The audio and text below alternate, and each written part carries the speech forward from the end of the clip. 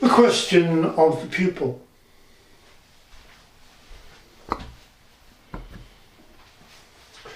If I understand you correctly, you have said that Carlos Castaneda has misunderstood or misinterpreted what Don Juan told him in this area of stopping the inner dialogue. Could you say something about this to us?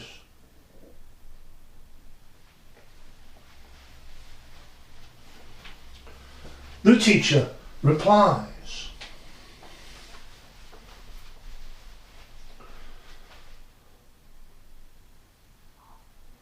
I think that what you are speaking of here concerns what I have said about the difference between stopping the inner dialogue, which is in a sense stopping this constant communication with ourselves that we are constantly engaged in, and stopping thoughts.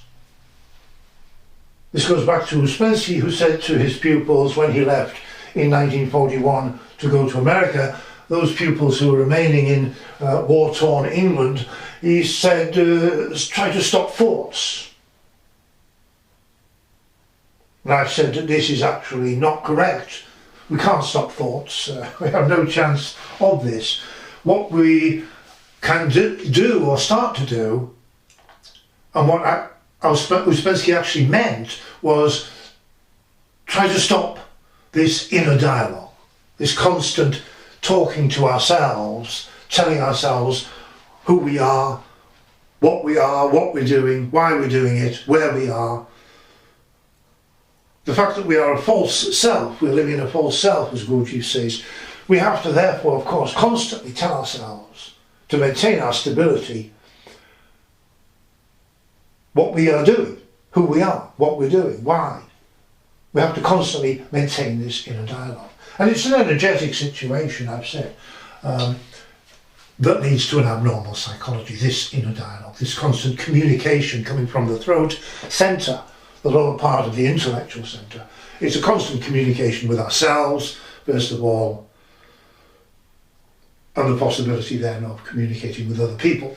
So stopping this inner dialogue. Now, what I've said about Carlos Castaneda, because Carlos Castaneda is more exact, or at least Don Juan, his teacher, because he said stop the inner dialogue, stop this talking to yourself. And then there are moments of inner silence, terrifying moments of inner silence that can come upon us.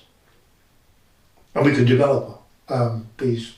Now, I think what you're speaking about, I've given you the exercise, I've talked about the exercise where we are walking and you put your hands out to each side of you, rather a sort of 45-degree angle, rather like a jet fighter coming in to land on an aircraft carrier. So you put your hands out at each side, and Don Juan told Carlos Castaneda this, and Carlos Castaneda writes about this in one of his books. But there are two mistakes in what he says. One is the impression is given that the hands are in a claw-like configuration, but are pointing at oneself from each side, as it were. In fact, the hands are, they don't have to be claw-like, they just have to be open, but they are pointing forward, and we can angle them and use them to actually perceive what is in front of us through our hands, and this changes our perception completely.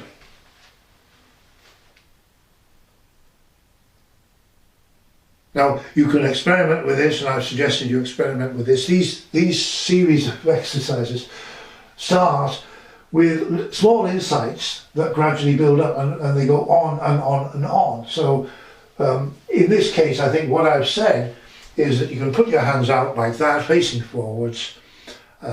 You perceive completely differently, but if you put one hand in, let's say you put your left hand in by your side, the other hand is still out, the hand facing forward, then you actually experience a different kind of perception. You are perceiving, to simplify it, you're perceiving, let's say, from the right-hand side of yourself.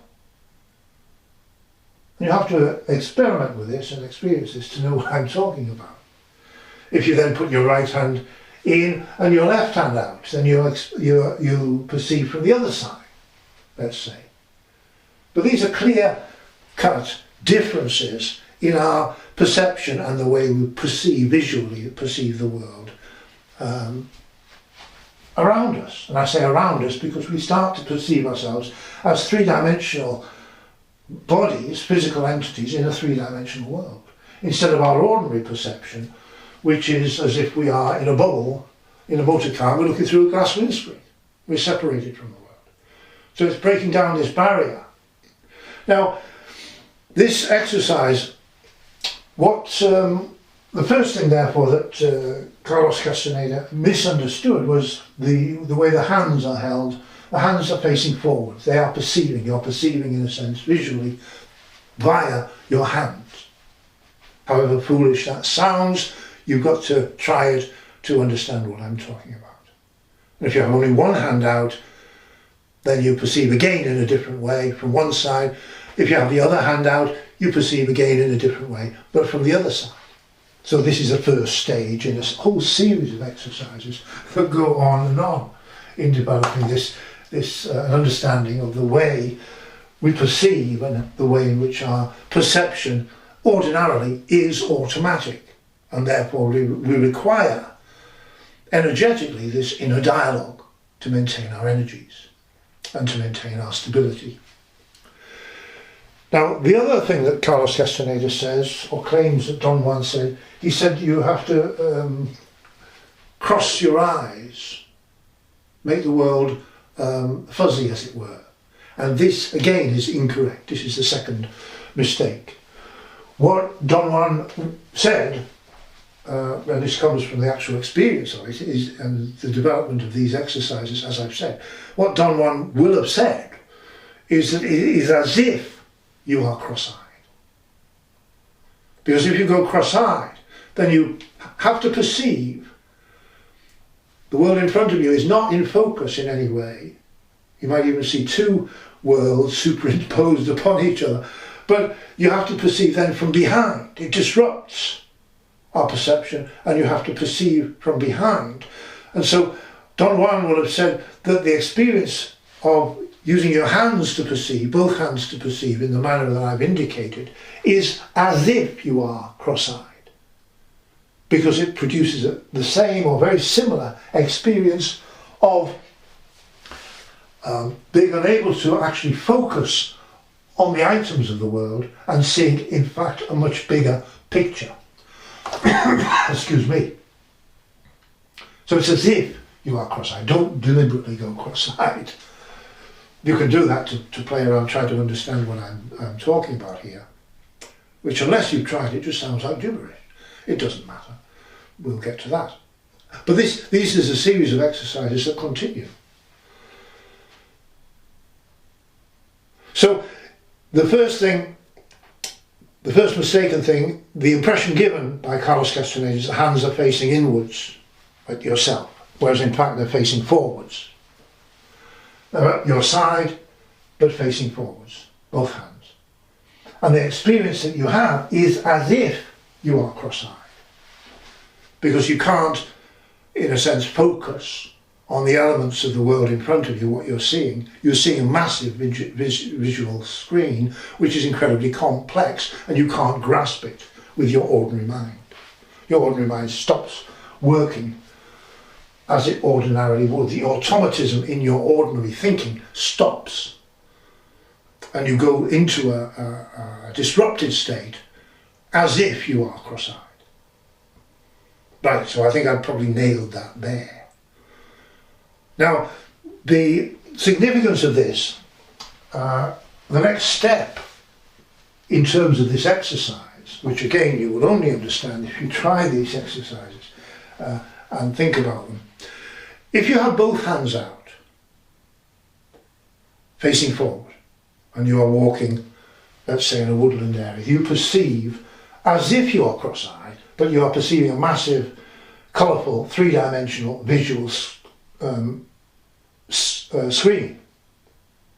You're suddenly there as a three-dimensional person in that, and you have, it's strangely familiar, and yet it's completely different from our ordinary perception. If you put your hands back by your side, it is as if you're back in your motor car looking through a glass windscreen. You're separate from what you are looking at, and that's our ordinary automatic perception. Now, if you have your hands out, both hands out, facing forward, it's as if you are cross-eyed, as I've said. And what this means is that our ordinary mind, this inner dialogue, is disrupted. It's as if it doesn't work. We're not talking to ourselves in the same way. We can't. We get frustrated. And we have to stop doing this because it's a frustrating experience. Because there is a force that is making us talk to ourselves to maintain our stability in our ordinary self. Now, instead of looking, the first section of the exercise is that we are looking at the visual screen, the change in perception. But if we look instead, the next step on the exercise, if we look instead at what's happening to our ordinary mind, our ordinary self, this false, fictitious and unreal conscious mind that Gurdjieff says we are living in, then we have both hands out, hands facing forward, it's as if we are cross-eyed, and we are disrupting our automatic perception. It's a disruption of automatic perception. If you then put one hand in by your side, you'll only have one hand out, then you'll maintain from one side of you this enhanced perception of the world in front of you, of your visual screen, but you can think ordinarily. It doesn't disrupt your thinking, the inner dialogue. So if you have your right hand out, you're perceiving in a completely different way from your right hand side, a more enhanced perception, but it doesn't disrupt your ordinary thinking. You can think as you did before, even though you are perceiving in a more enhanced way. And then if you put your right hand in and your left hand out and are perceiving from the other side, then you have an enhanced perception, but you can still think. Whereas I'm contrasting this with if you have both hands out, both hands facing forward, then you can't think in the way you ordinarily do. It is as if you're cross-eyed, it's as if you're frustrated because you can't see. Your ordinary self can't see in the way that it should do according to its automatic perception. So we are disrupting our automatic perception. So this is the difference on the next step on this exercise. It goes on and on and on, insights and insights and insights. But this is the next step where we're not looking at the change in our visual field, we're looking at the change in our ordinary mind by this simple exercise. And if both hands are out, like this jet fighter facing forward, then it's as if our ordinary mind is cross-eyed because we can't think in the same way as we ordinarily would do. So it's disrupting. This is the distinction I'm making at this next step. We're disrupting our ordinary perception. Whereas if we have only one hand out, our ordinary mind can think as it ordinarily does, and yet at the same time we perceive in an enhanced way, so we are bypassing our ordinary mind. We're bypassing this automatic perception that we have. So there is a distinction there. So instead of looking at the visual field, which is the first stage in the exercise, we start to look at what happens to our ordinary mind. And we have two situations. One, it is disrupted, and we have an enhanced perception. Or in the second, where there's only one hand out, whichever it is, and we perceive in different ways depending upon which hand is out, this does not disrupt our ordinary mind, and you have to experience this for yourself. So, and yet we still have an enhanced perception. So this bypasses our ordinary perception, our ordinary experiences. It bypasses this excellently working automatism. So these are two things. First, we can disrupt our excellently working automatism for perceiving all kinds of new impressions. But we can also bypass our excellently working automatism for perceiving all kinds of new impressions. So these are the two stages that we can then develop towards actually overcoming in the course of time this excellently working automatism for perceiving all kinds of new impressions. And also we can approach this possibility of stopping this inner dialogue, because we are actually perceiving and receiving the new impressions as we should, and therefore we don't need the inner dialogue that was previously necessary for us. So I hope that answers your question. So it's a long explanation, but it's perhaps a bit premature for some of you that I talk about this.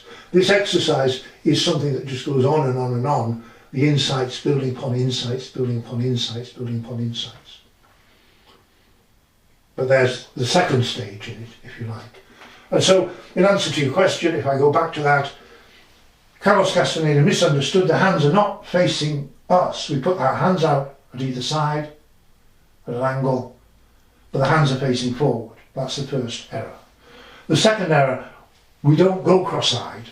It's as if we go cross-eyed. Don Juan was trying to explain, I'm sure, to Carlos Castaneda the experience that he was looking for. It's as if we go cross-eyed because we're perceiving from behind a much more enhanced visual perception, which gives us these energies, the energy of new impressions, food impressions. So, I hope that answers your question. A long and rather confused talk.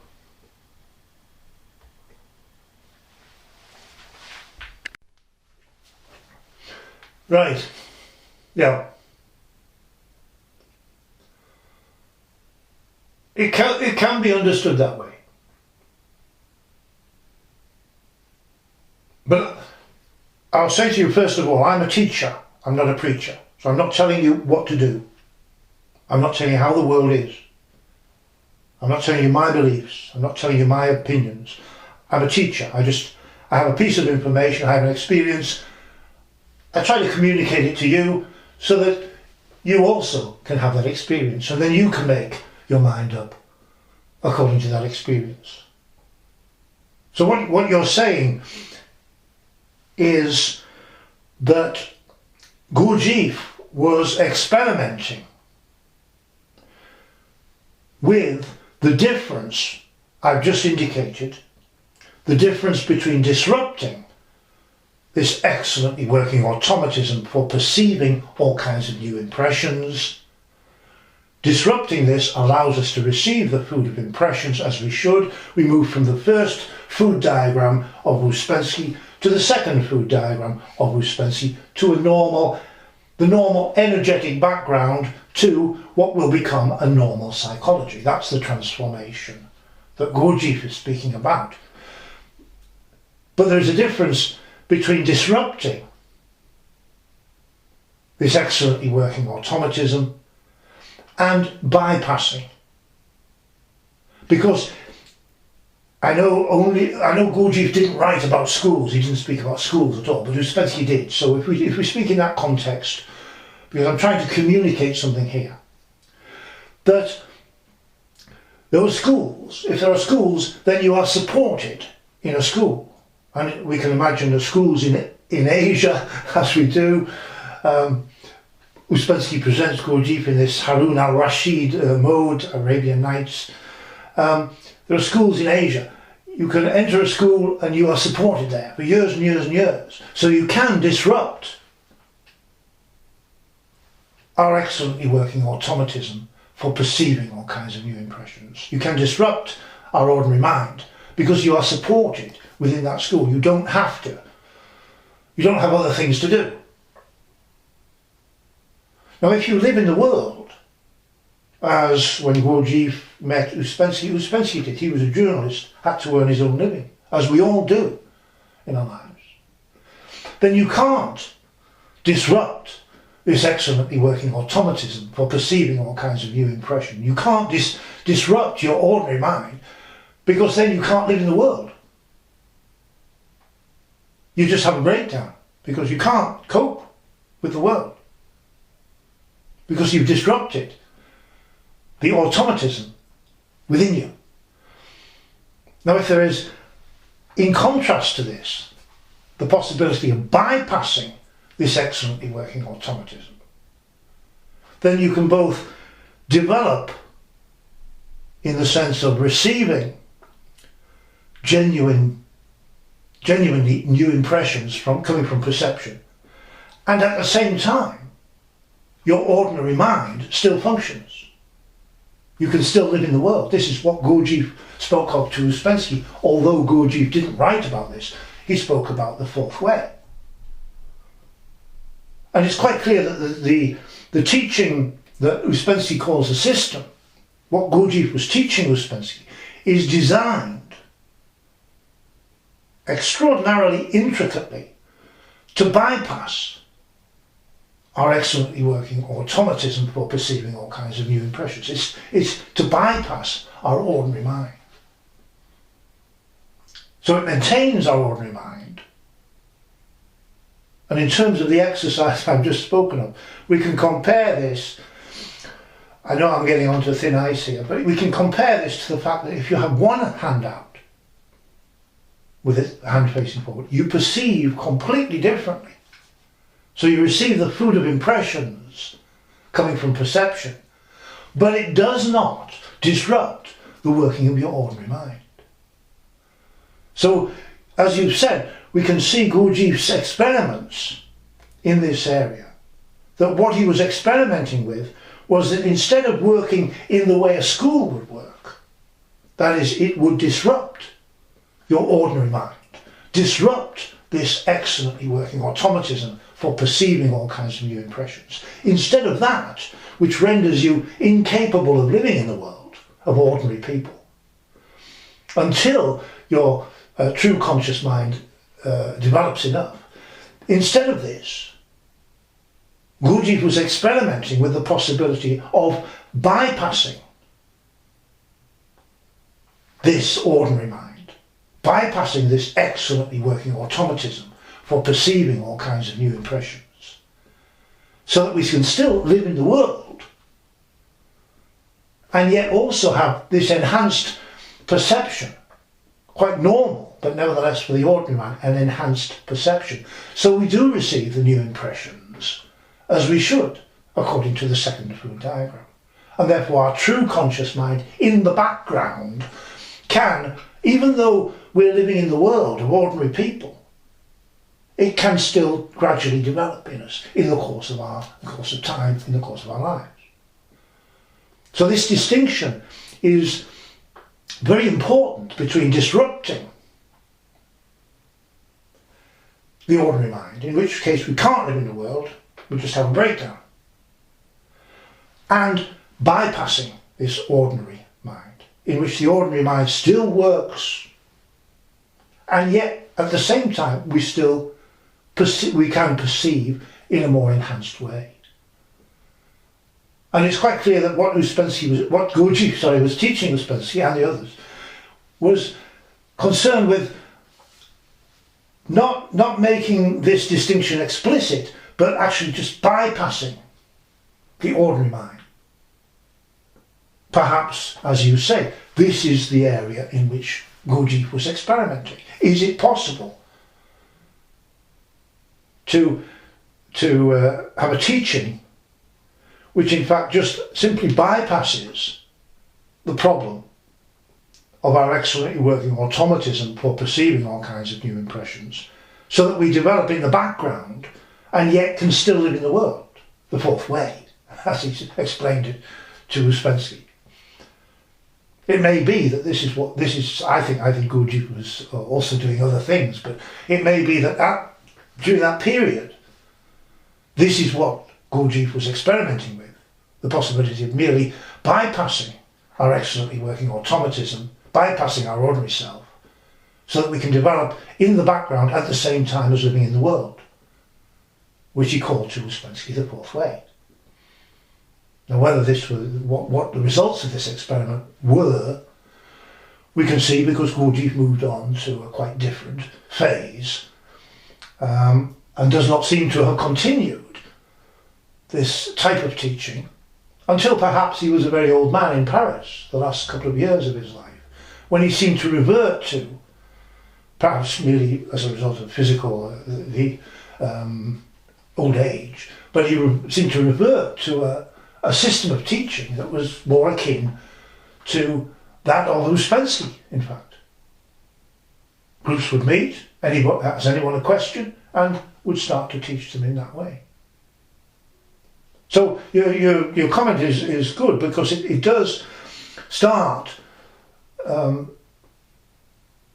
does allow us to look at what Gurdjieff himself was actually doing in a different light. He was looking at the possibility of not disrupting our ordinary mind, thus rendering us incapable of living in the world of ordinary people, but instead, without us knowing it, bypassing that ordinary mind, so that our true conscious mind remaining in us, of course Gurdjieff says, our true consciousness remains in us, so that our true conscious mind remaining in us could develop in the background to a point at which later on, perhaps when we've retired and we don't have any other responsibilities, this true conscious mind will have developed enough to take over and perfect itself, as it were. And I think if you look at what Gurdjieff said to Ouspensky, you can start to see this. This is what he was actually saying to Ouspensky. He was speaking of, quite often it's a custom in the East, in Asia, for elderly people taking with them the whole of their life experience and everything they've achieved in their life to retire to some sort of school or monastery, to perfect themselves there in old age when they have no other responsibilities.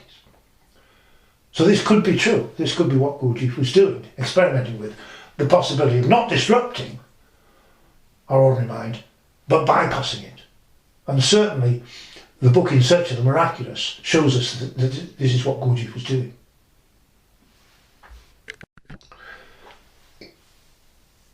I don't know if what you said contradicts what I've said, or whether it confirms it, because yes, there is an idea in the Gurdjieff tradition of personality and essence, and there is a false idea, and I stress this, it is a false idea, that if we can somehow weaken personality, then this will somehow strengthen essence. Now, I can talk about this at length, because this is just absolutely not true, and it is an abomination. It should not be allowed. So I'm allowing my personal feelings to get in the way of my teaching here. It should not be allowed.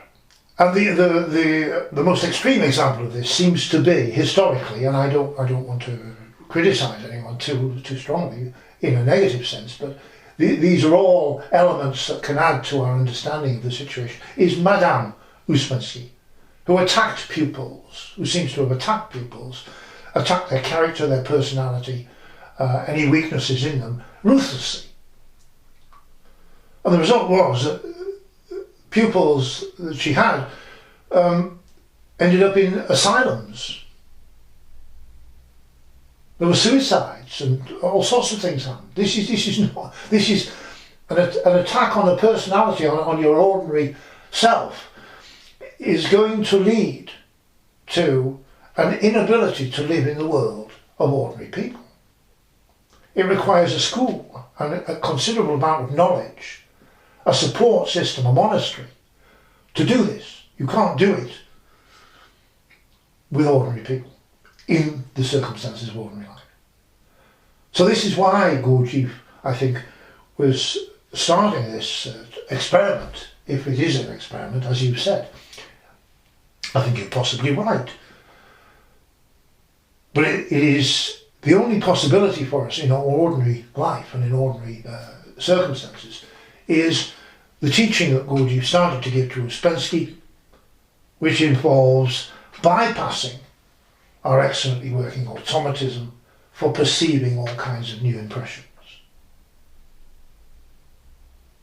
And of course, in this there is therefore no mention at all of what Gurdjieff was actually doing, because he did not want this, shall we say, sleight of hand, this trick, people to become aware of it, because it works if you don't know what's happening. You're bypassing your ordinary mind. The ordinary mind remains the same. It has no suspicion at all that you're being tricked or you're being manipulated in any way. But this is what is happening. So it could well be that you're right, that Gurdjieff was experimenting with this possibility of people just continuing to live their lives in ordinary circumstances and yet bypassing this ordinary mind to allow the true mind, the true conscious mind that remains in us in an isolated state. Why? Because it lacks the energy coming from new impressions, coming from perception. By bypassing our excellently working automatism for perceiving, Gurdjieff could allow this true conscious mind to develop in us in the course of our lives without us necessarily being aware of it and without disrupting our ordinary lives too much. The fourth way, as he spoke to Uspensky. It's an idea. What Gurdjieff's conclusions were about this, I don't know, but I think he continued this idea into his book Beelzebub's Tales to his grandson, because you read that book, it's not obvious to the ordinary mind what Gurdjieff was teaching. So he is again, but in a different way, bypassing the ordinary mind. So you read Beelzebub's Tales to his grandson, you don't have a clue what it's about. But there is something there, because your true conscious mind in the background that remains in us in an isolated state reads this book and does understand what it's about. So your true conscious mind has the possibility of benefiting from the situation that arises when we bypass this excellently working automatism for perceiving all kinds of new impressions. It has the possibility, it has the knowledge of how to use these energies that are coming to us quite, as far as our ordinary mind is concerned, unconsciously. So this is another aspect of the situation.